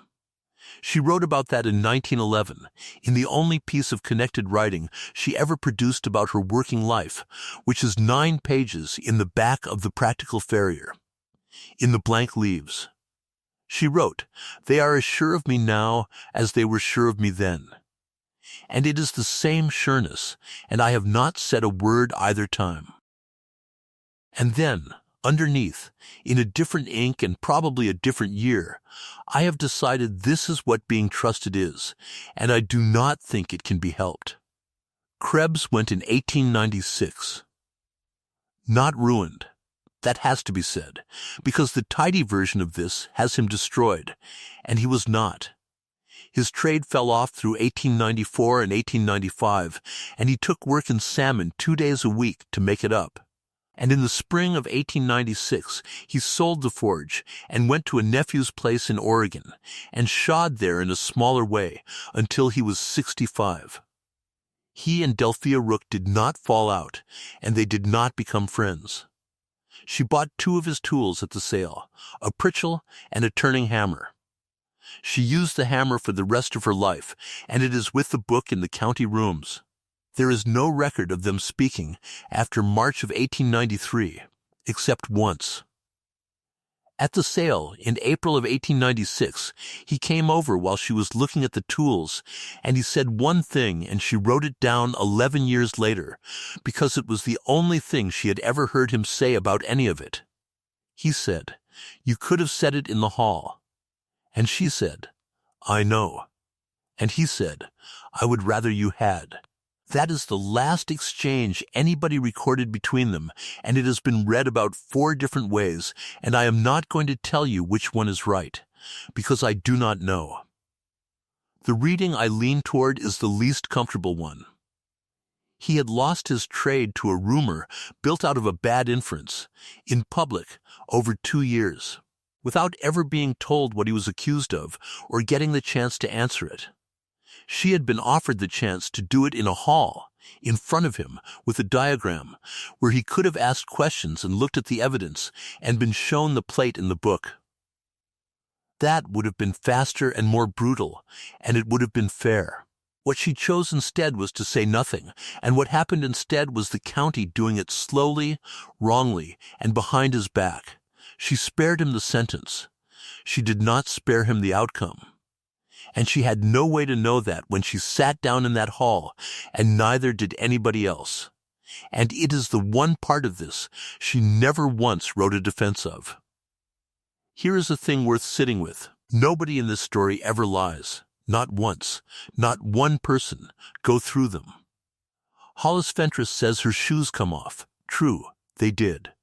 Wick Sally says somebody in the county is doing bad work. True, somebody was. Alva Pettit stops using her without a word. He owes her no word. He is not obliged to explain his own business to anybody. Krebs says he drives his nails where he has always driven them. True. And he believes it. And he is wrong about what that means and does not know. Cordell Ivy says the North End held better on the rock. True. And then he says the 4 honest words nobody else in the story manages, which is that he does not know why. Delphia Rook says nothing at all for 5 years. Also not a lie. Every statement in this whole business is accurate, and the sum of them is a woman losing 1/5 of her trade for something she did not do, followed by a man losing his for something he had already stopped doing. That is the part that ought to be uncomfortable. We have a whole vocabulary for the other kind of disaster. Somebody lied. Somebody cheated. Somebody had it in for her. There is nothing here. Nobody to blame. You cannot fix this one by finding the bad actor, because there is not one. And the thing that went wrong in the joins between people who were each behaving properly. Now, what actually was the fault? It was an inference. One inference, made by about 60 different people independently, hundreds of times across 9 years. And it goes like this. A shoe came off. Therefore, the person who put it on did it badly. That is it. That is the entire mechanism of the whole disaster. And it is not a stupid inference. It is right a fair amount of the time. It is the kind of reasoning that gets a person through a life without being cheated too often. It just happens to be worthless in this particular case, for a reason that is not obvious and cannot be seen, and takes about 90 seconds to explain to somebody who is willing to listen. Nobody was willing to listen. Because from the outside, a person explaining why you cannot conclude anything from a thrown shoe is indistinguishable from a person who threw a shoe. That is the trap, and it closes both ways.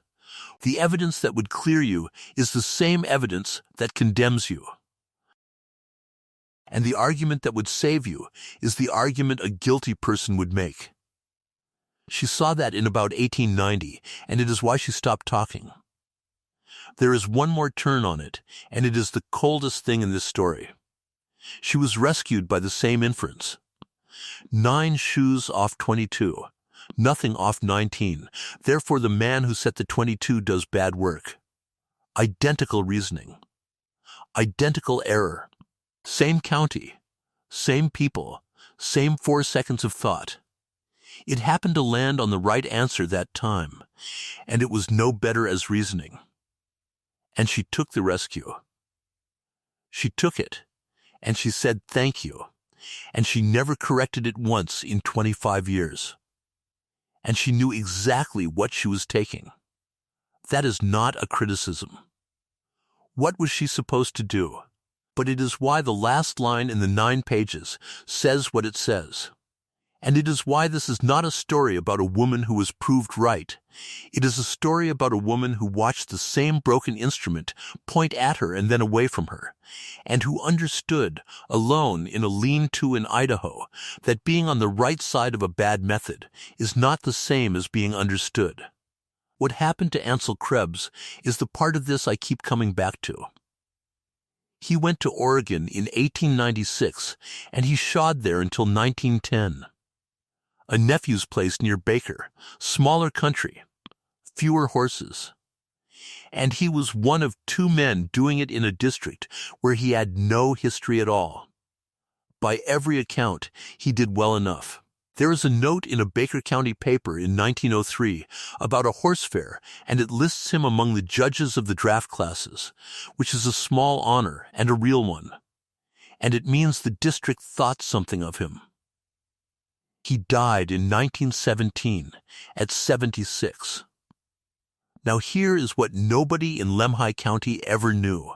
And it did not come out until his effects went to the nephew's daughter, and a box of them ended up in a historical collection in the 1950s. He kept a record, not a ledger, a tally. Starting in April of 1893, 1 month after the afternoon in her lean-to, he counted his own thrown shoes. Every one.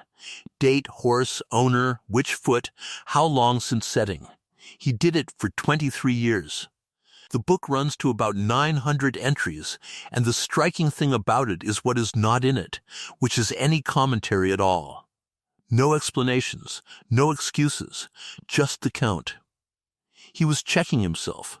A man of 51 with a good hand and no reason to doubt himself was told once, in an afternoon by a competitor, that he had a fault he could not perceive. And instead of dismissing it or accepting it and moving on, he built himself an instrument. Because that is what the tally is. It is the only thing available to a man who has just learned that his own judgment about his own work cannot be trusted. You stop judging and you start counting. The rate in 1893 was about 1 shoe thrown per 11 horses shod. By 1896, it was 1 in 19. By 1904, it was 1 in 31, and it stayed roughly there for the rest of his working life. He got better every year for a decade, alone, in a district where nobody was watching, by writing down numbers nobody would ever read. There is no evidence he ever told a living soul he was doing it.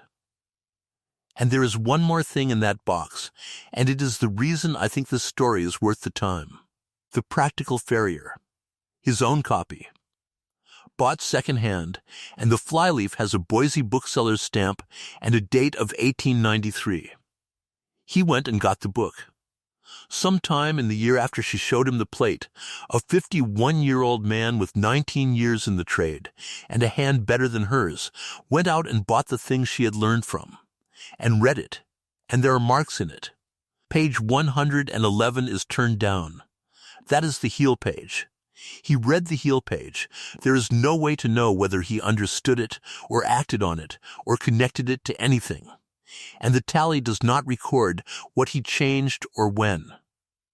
But somebody folded that corner, and it was not her. I do not want to make more of this than it will bear. He never said she was right. He let a county destroy her reputation for 5 years, and did not correct it. And he let them turn on him afterward, and did not correct that either.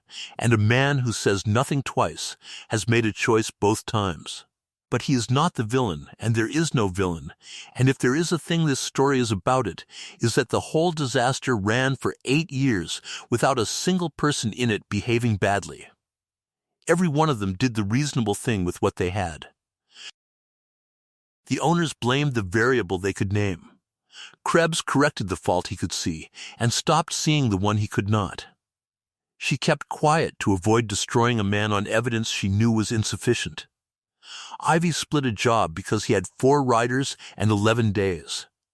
And the sum of all that reasonable behavior was 5 years of a woman losing her trade for something she had not done, followed by 2 years of a man losing his for something he had already stopped doing. Nobody lied. Nobody was cruel. Nobody was even careless. That is what makes it worth 11 pages. And it is why the useful lesson is not about horseshoes. The 11 years is the part that finishes this, and almost nobody who tells the story includes it. In 1905, a man named Whitfield Prowl wrote a short paper. He was a veterinary surgeon at the Agricultural College at Moscow, in the north of the state. And he had an interest in hoof mechanics, which was an unfashionable interest.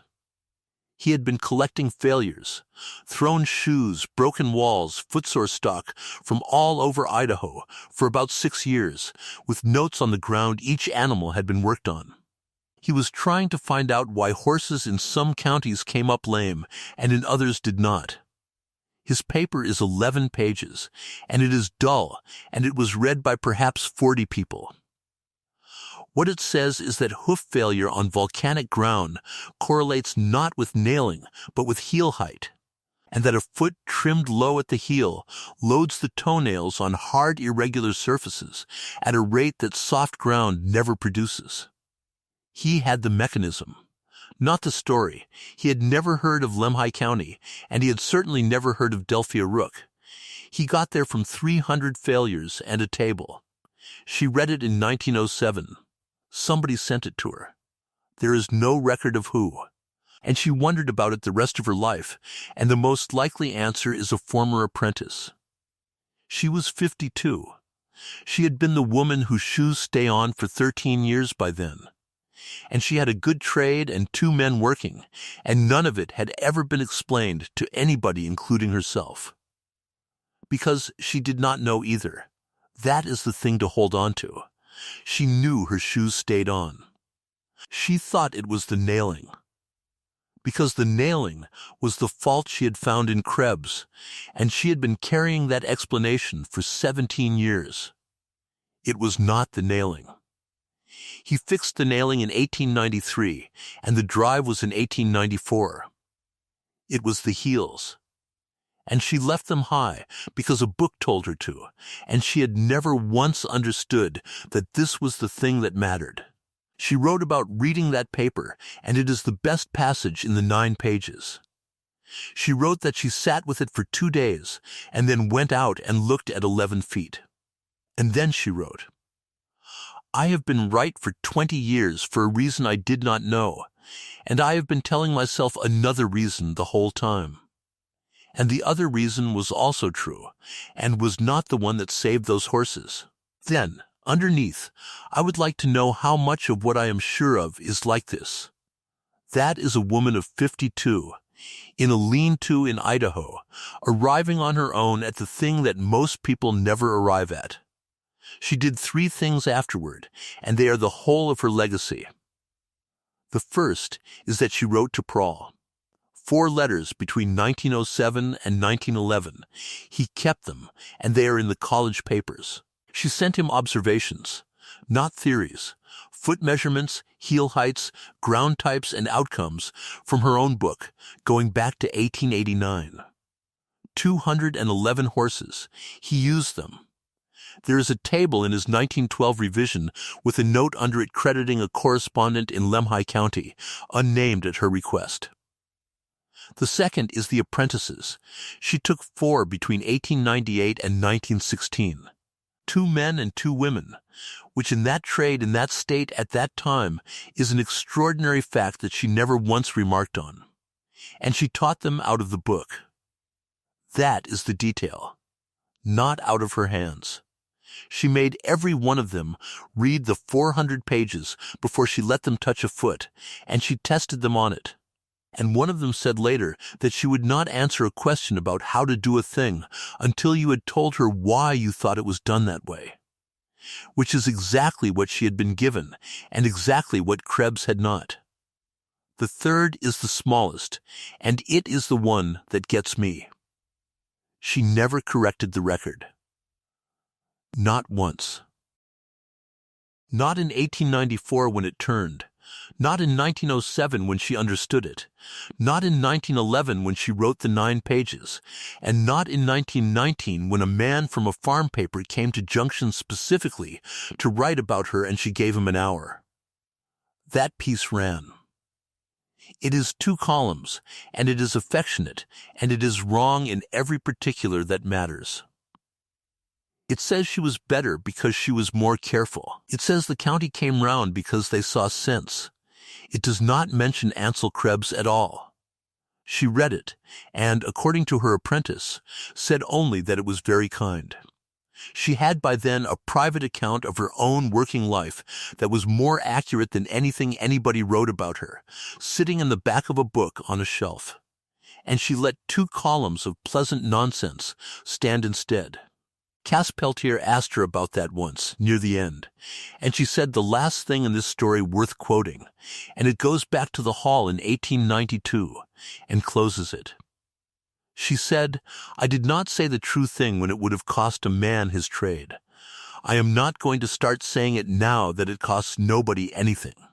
The 4 apprentices are the only part of this that she deliberately built. Everything else happened to her. This she did. The first was a boy called Rand Teasley, taken on in 1898. And he did not last. 14 months. He was quick, and he was bored, and he wanted to be shoeing horses, not reading, and she would not let him near a foot for 11 weeks. He left and went to a man in Salmon, and shod there for 30 years, and was perfectly good at it. She said afterward that she had done it wrong. She had made the book a hurdle instead of a tool. The second was Orpha Nunn, 19 years old. 1901. A woman. There is no record of any discussion about that, which in itself is remarkable. Nobody in Junction seems to have objected, and nobody seems to have remarked on it. And the only reason we know it was unusual is that Orpha said so herself, 50 years later. She said, nobody thought it was strange, because Delphia had already been strange for 15 years, and used it all up. Orpha stayed 8 years. She read the whole book. She was tested on it, chapter by chapter. And she said that Delphia would not answer a how question until you had attempted a why. She shod in Custer County until 1938. The third was Merritt Sabin, 1907, a man of 26 who had already shod for 4 years elsewhere and came to her specifically. That is worth noting. By 1907 people came to her to learn. He is the one who most likely sent her the prawl paper, and she thought so, and never asked him. And he never said. The fourth was Bertha Cleve, 1916, and she is the one who was there at the end. She took the shop over in 1919 and ran it until 1934, and it is her account, given to the county history woman in 1961, that most of the personal detail in this comes from. Bertha is the one who said the thing about the newspaper piece, that Delphia read 2 columns of pleasant nonsense about herself, and said only that it was very kind. And Bertha is the one who found the 9 pages, because she had the book after 1919 and she read them, and she is the reason they went to the historical rooms instead of into a stove. Now, what she actually taught them, because it was not shoeing, all 4 of them, in their own words, described the same thing. She taught them to keep account. Every apprentice was made to record their own thrown shoes, date, horse, owner, foot, weeks in setting. Their own, not the shop's. Bertha kept hers for 18 years, and the reason given, every time, in almost the same words to all 4 of them, was this: you cannot tell whether you are good at this. Nobody can tell. You will believe you are good, and you will be believing it, not knowing it. And the only thing in the world that will tell you the truth is a number you did not want. That is what she had learned in 5 years of being unable to prove anything. Not that she was right, that the feeling of being right is worth nothing at all, and that the only defense against it is a tally kept honestly at your own cost when nobody is checking. Which, without any of them knowing it, is precisely what Ansel Krebs sat down and did in April of 1893, alone, in a shop across town, for 23 years, after 4 minutes in her lean-to. 2 people in Lemhi County arrived at the same instrument. Neither of them ever knew the other had it. There is a photograph, and it is not a good one. It was taken in 1908 outside the forge, which by then was a proper shop with a door and a chimney and her name on a board. 11 people, her, 2 apprentices, and 8 men who happened to be there. She is at the left, not the middle. And she is looking slightly away from the camera, and she is not smiling. She is 53, gray, heavy through the shoulders and forearms in the way that trade makes people, in a leather apron over a dark dress, with her sleeves rolled and her hands down at her sides. The hands are the thing. They are enormous, and they are ruined, and they are the hands of somebody who has been holding a horse's foot between her knees for 22 years. The board over the door says D.